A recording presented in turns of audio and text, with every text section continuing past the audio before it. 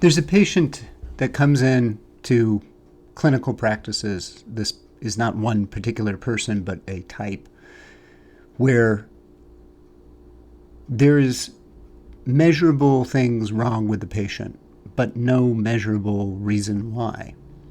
A patient may have high blood pressure or be stressed or anxious, depressed. And it isn't until we explore this aspect that I'm going to call heart that we can begin to understand why this is happening. In today's podcast, I'd like to explore what is heart, what is this intangible that we know exists that can help or hurt our healing process. On today's Ask Dr. Gill.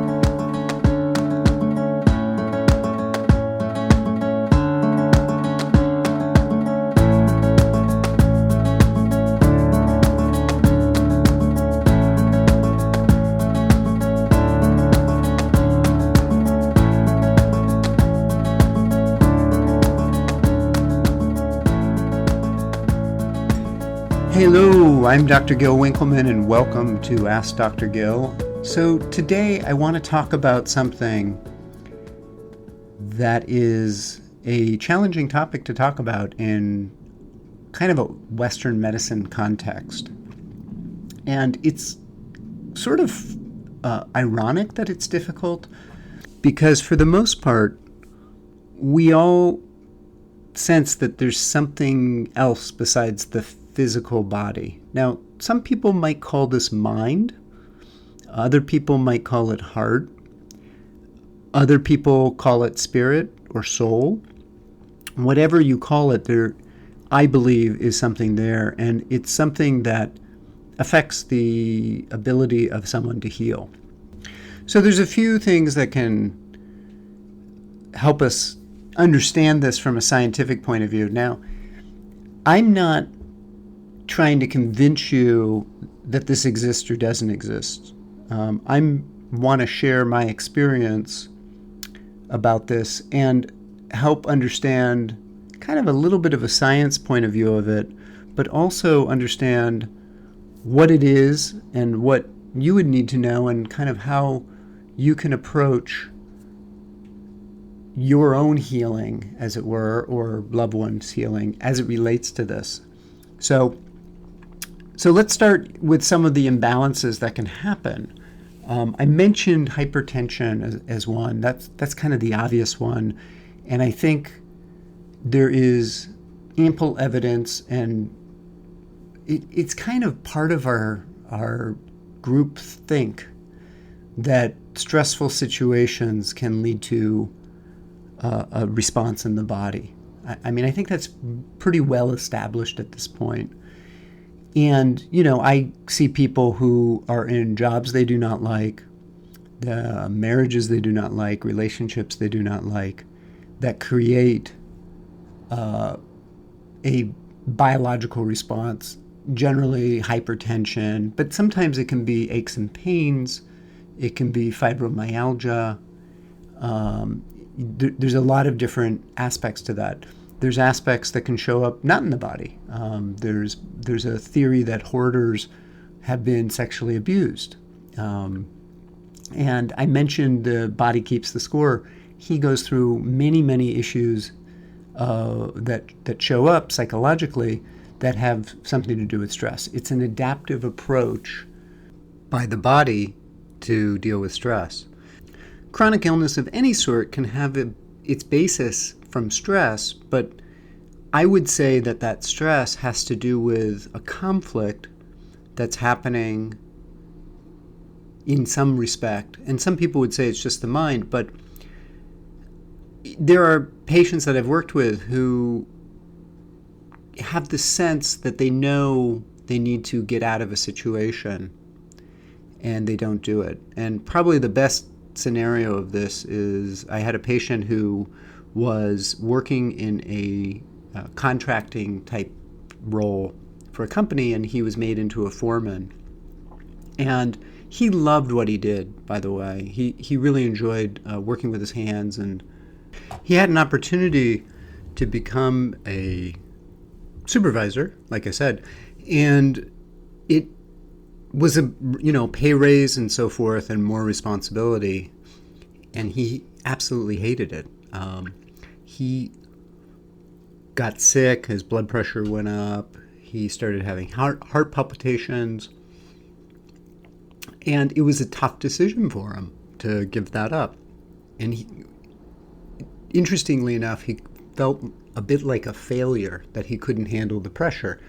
And I worked with him about that, and we talked about it just because it's one of these things that, and not just with him, but it comes up a lot with patients that I see, is that we have this sense that moving up is what we should all want. And oftentimes, that isn't necessarily what our heart really wants us to do. And so there's that word again, heart. And I think that oftentimes health issues aren't happening because of the stress necessarily, but because of the dissonance between what our brain thinks we should want and what our heart is telling us what to do. So, and I've talked to other clinicians about this and some of my other colleagues, and oftentimes a few of them have reported that they see this with people in marriages that aren't working for them. And it's not that it's an abusive marriage or a bad marriage, it's just not where they want to necessarily be. And this is difficult. I mean, it's a difficult place to be in for somebody. And, that's not to say that every time something goes wrong in a job or a marriage or a relationship or whatever, that you should run away from it. Oftentimes these issues arise as a learning opportunity. And the reality is that sometimes even a good thing has bad moments, right? So, it's part of life in a sense. But other times there's just a mismatch, or there's something greater that you're being drawn to do. And by greater, I don't necessarily mean from a societal point of view. I just mean greater from an aspect of heart. That's the quality of heart that I'm talking about from this perspective. And I think it's important to understand this from a physiologic perspective as well. Because from my perspective, from my experience as a clinician who works with a lot of mental health issues, from anxiety to learning issues to depression to schizophrenia, that sometimes the imbalance is also preventing us from connecting to that heart space. And that's a case where the physiology impairs our ability to get to that place. And one of the tools that I use is neurofeedback, and I've talked about this in a previous podcast. But the nice thing about neurofeedback is that if the problem is in the brain, and there's an issue in terms of the neurons not quite connecting, quite literally, then the neurofeedback can heal that. And I see people making better decisions. And, initially when I started working with neurofeedback, it was interesting. I would see people sort of blossom. And it was almost like the neurofeedback was causing them to open their hearts because they just changed. They would, oftentimes patients would start feeling better and, their migraines or whatever it was that was bothering them went away. But then they would also find more gratitude and more, they might volunteer or they'd get involved more in their church or temple or whatnot. And it was really transformational to see. And initially I thought, oh, wow, well, the neurofeedback must be doing something with their heart. I think it's a little simpler than that. I think it's that whatever was going on with the brain interfered with their ability to access that still quiet point. And that's the piece that's the piece I want to talk about in the second half of this program, is what is that piece about and how do we better access that for ourselves. So stay tuned.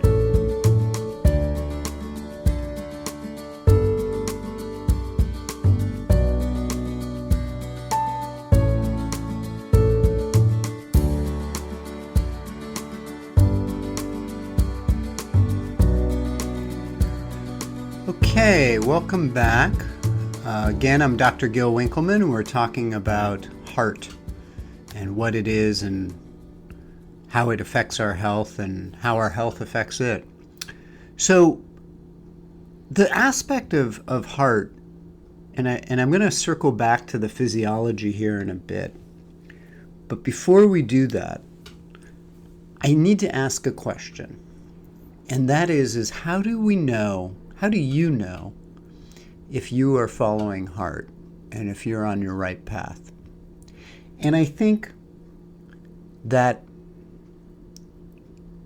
is a critical piece to this, because I have people that I've seen who are perfectly healthy and completely miserable, and their lives look amazing from the outside. And so, I think that misery is indicative of something. I think that many philosophers, many psychologists make an assumption. Heck, it's in the Declaration of Independence that we have an inalienable right to life, liberty, and the pursuit of happiness. And I think it's that pursuit of happiness. Doesn't mean you're going to be happy, but it means that we're allowed to go find that. And it's a cornerstone, I think, to many of the things that we do in our society on some level. But other times we lose it. We lose that aspect because of other social pressures or internal pressures. But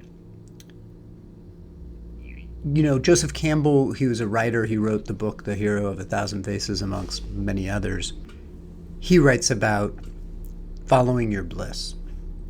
And what he means by that is finding that place in yourself, that heart space, that is telling you this is what you want to do, this is what you're here on this planet to do, and go out and do it. And many times it's really, really challenging. I mean, the patient that I was talking about in the first part of the program, he had been in his bliss, which was doing his, carpentry and being in the, a more supervisory role was not part of that. And he immediately started having health problems as a result. Great feedback on some level. And for some people, they just feel miserable. Other people feel it in their bodies. It's no different than if some people react to MSG and have migraine headaches. It's no different on some level.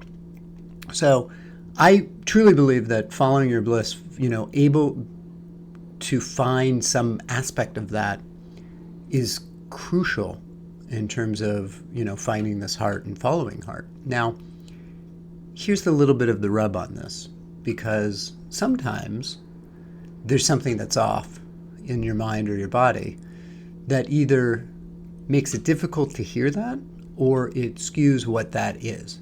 And, a classic example is someone who was abused as a child who falls in love with someone who also abuses them, or maybe not quite as bad as they did. They were abused as a child, but someone who just doesn't treat them well. And they stay in that relationship. Well, here you have an aspect of someone who is having trouble following their bliss because their compass is off. And so this is where a lot of the work that I do, now I work from a physiologic perspective because I see this physiologically. Like I mentioned, someone who's head injured sometimes makes bad decisions thinking that it's something that they want to do, but in fact it is coming from the fact that they had a head injury. And that's pretty common. And once the head injury is treated, assuming there's nothing else going on that's out of balance, either mentally, emotionally, or physically, they find something, that's truly joyful for them. And I think that, we also I have colleagues who are psychiatrists, psychologists, psychotherapists, who will do counseling with people around these issues as well. And I don't think it's an either or. I think it's both. I think that oftentimes we store trauma in the body. And whether it's, changes in the epigenetics that, we discussed in the first program that I had. If you haven't listened to that, go back, give it a listen. We know that trauma changes how our DNA turns on and off, and it changes how our cells respond to things. And it absolutely needs to be reset on some level. And this is where yoga is so powerful, or EMDR, some kind of somatic re-education, body therapy and so forth, neurofeedback, heart math, that all of those are geared towards helping us re-educate ourselves so that they can be a better container for heart, and also be a better, more in tune with and better able to follow that place. So I think that the challenge here that many people have is, how do we know we're able to trust what our intuition is telling us? And there's no easy answer to that. The book that I would recommend reading is called The Power of the Heart: Finding Your True Purpose in Life by Baptiste Depop. I think I mentioned this in a previous podcast, but he also has a movie about it. And it's all about, he has some exercises. They're about mindfulness and meditation. He's interviewed many people about this, Eckhart Tolle being one of them, who's a wonderful writer and has a book called The Power of the Now, Power of Now. And much of what Baptiste Depop talks about, and also the people he's interviewed talks about, is that oftentimes following heart is a matter of trial and error. And sometimes, many of these self-help books that talk about finding your intuition suggest working with things that are more trivial to start. Should you go to this cafe? What's your intuition say? I do think that's helpful on some level. I think also that the trivial example is at times meaningless because it's trivial, right? So, but, give this a read, I would say, and also ask yourself, practice. Find things that are somewhat inconsequential, and practice following that and seeing how well you are doing, and be really honest with yourself and try and understand that there may be aspects of this that still need to be honed. It's probably a skill.